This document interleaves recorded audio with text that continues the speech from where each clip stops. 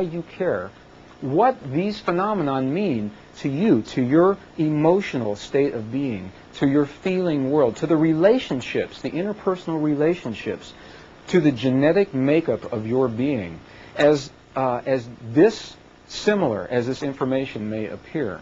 The reality is that all the phenomena that we are speaking of now are directly related and in support of a process. And is a process that you are living in your world, in your lives, in your bodies in this moment. And all of these phenomena, I believe, are byproducts of a much greater phenomenon that is occurring within here. That's where we'll be going with this for the next couple of hours.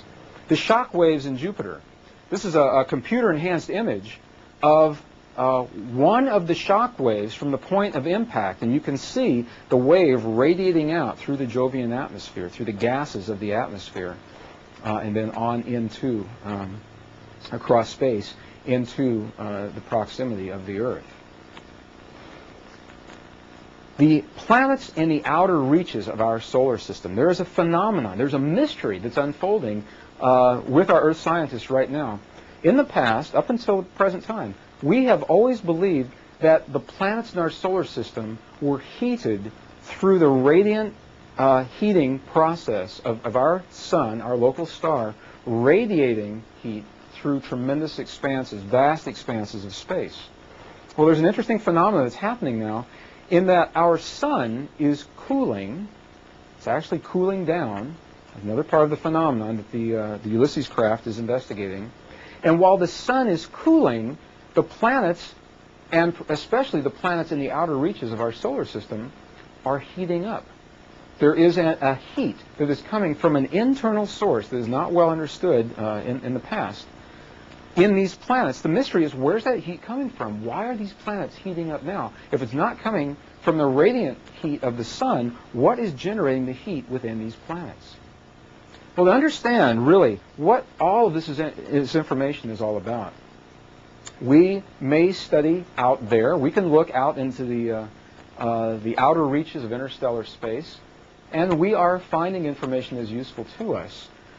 Right on our own Earth, in our own Earth, is where we're really beginning to understand the meaning of what these phenomena mean.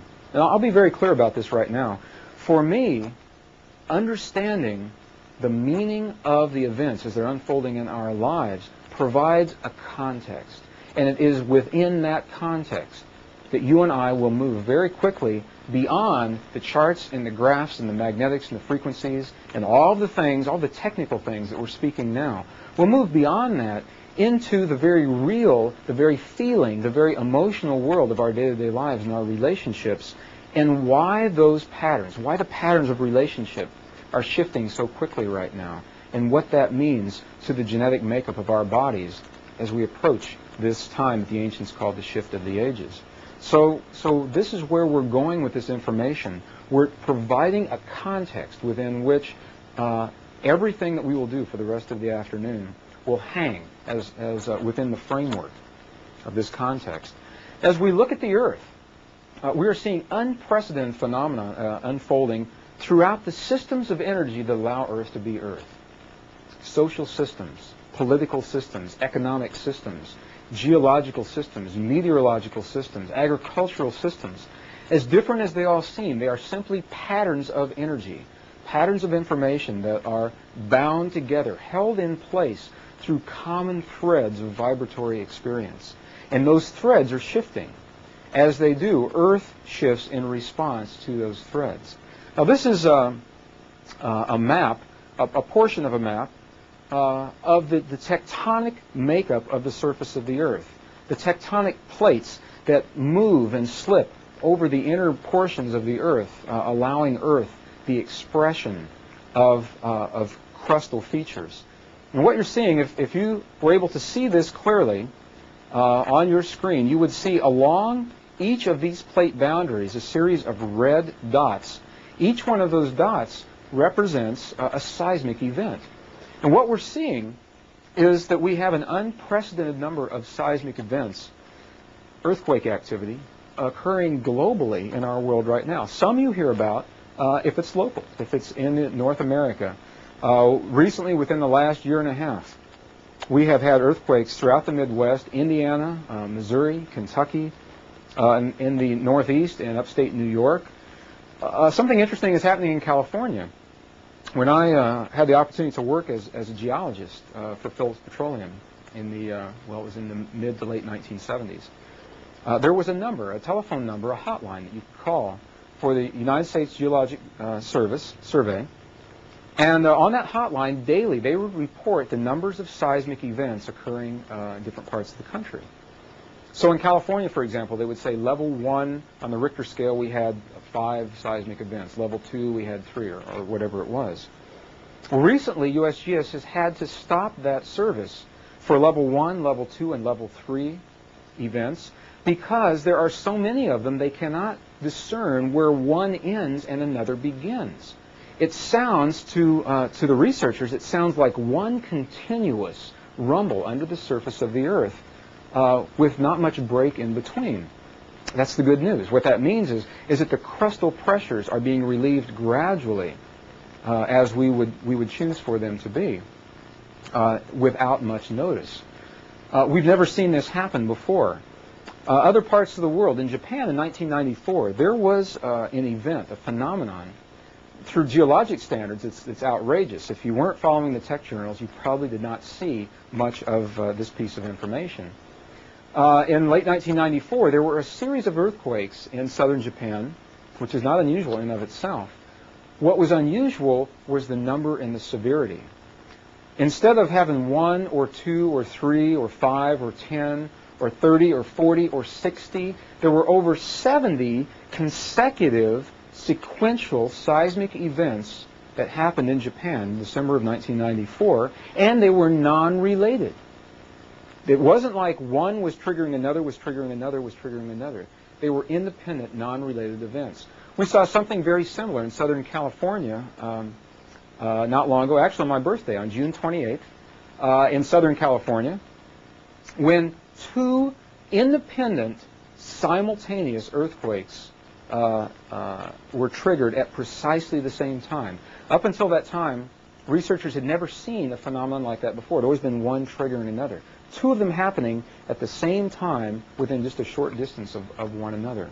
So we're seeing unprecedented numbers and degrees of seismic activity all over the world. In Bolivia in 1994, I was in Peru with a group. We had were completing a sacred journey through Lake Titicaca. And we were actually on the water in the lake when just across the Bolivian border there was an earthquake with an epicenter 400 miles beneath the surface of our planet. 400 miles. We didn't feel that earthquake, and we were just a few miles away in the water. Where they felt that earthquake was in North America, in Toronto and in Denver, Toronto, Canada, and Denver, Colorado. And researchers said, why? Why didn't the people in Peru feel that earthquake? And the reason is, and what they now know, is that earthquake was showing us something about the interior of our Earth that was very different from what we had believed in the past was the true nature of the interior of our Earth. Even if you're not aware of any of the other events we're speaking about, you do not have to look very far to see nearly every major publication within the last few years has either developed a special issue or devoted a large portion of a regular issue to unusual phenomenon. Time magazine did a beautiful expose on the vanishing of the ozone layers. What this article is actually saying, it was in part a research project through NASA. What they discovered was that the ozone was disappearing much more rapidly than they had ever suspected. And even before the research was finished, Time went to press with this article, a fascinating article, and I'll share some perspectives with you on why this may not be such a bad thing that's happening. It's a little bit different viewpoint of what's happening with here with the ozone. Scientific American, Science News, all of them are talking to science and tech journals about global patterns of weather changing. Some say that we're warming up, the greenhouse effect. Some say that we're cooling down, moving into a new ice age. Which is it, one or the other? The new diseases, the new viruses. Why is it now, within the last few years, just before the close of this grand cycle of experience, why is it that we're seeing unprecedented numbers of viruses. HIV, for example, we had the HIV virus. Our bodies didn't know what to do with. And now we have HIV-1 look-alike, HIV-2 look-alike, HIV-3, 4, 5 look-alike. The hantavirus, first found in the Four Corners area of northern New Mexico. Old viruses that we believed were cured, such as polio, now coming back with a vengeance. The antibiotics and the materials that we developed, the chemicals that we developed, we believe to cure these viruses. The viruses like them now. They're coming back, and they're coming back with a vengeance. Why is this happening? Why is it happening now? What does it mean to you? What does it have to do with everything else that we're talking about here? Planets heating up in our solar system, unprecedented numbers of earthquakes in our planet. Well, in addition to those phenomenon, we have some even more beautiful phenomenon, I believe, and pretty outrageous at the same time.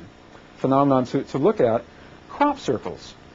Crop circles first appeared in numbers, in large numbers, mid-1970s, 75, 76, right around in there. And for those of you that may not be familiar with the crop circles, I'll review them just briefly.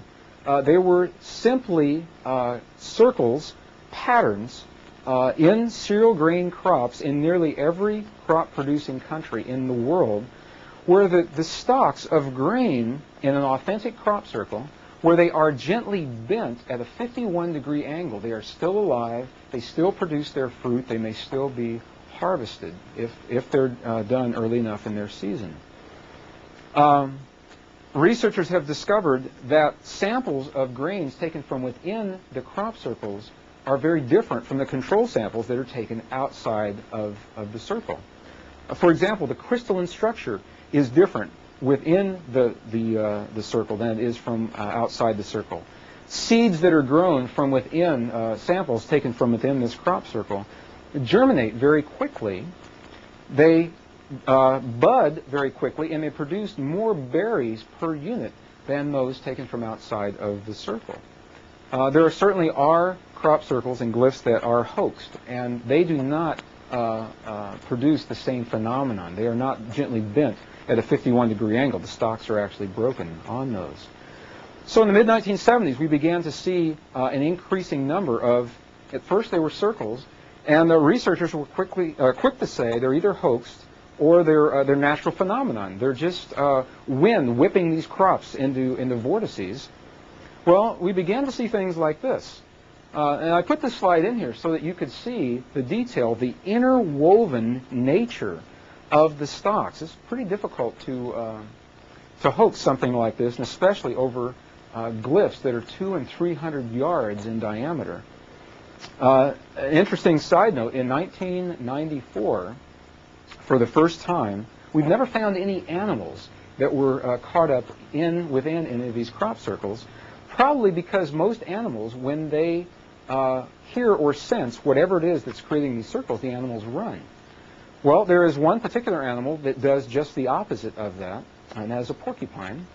Porcupines, when they sense danger, they simply curl up into a ball and stay put until the danger has passed. Well, in 1994, for the first time in Canada, there were 2 porcupines whose quills were actually woven into the structure of the crop circle as it was unfolding. They were no longer living. They were very flat at that point, and their quills were very easily woven into the structure of this crop circle. To the best of my knowledge, that's the first time that's happened. So we see these complex patterns that are very difficult to hoax.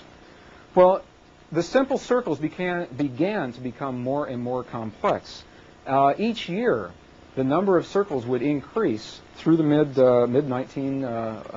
1990s, and each year there would be what was called a grand finale, the greatest, most complex, most beautiful crop circle of all. This particular image here is from 1993, I believe, and this is considered to be the grand finale of 1993. Well, the researchers that were saying we had a natural phenomenon of wind whipping these crops into vortices looked at this and they said, well, this is pretty complex. It looks very intentional. Maybe there's something else happening. In 1994,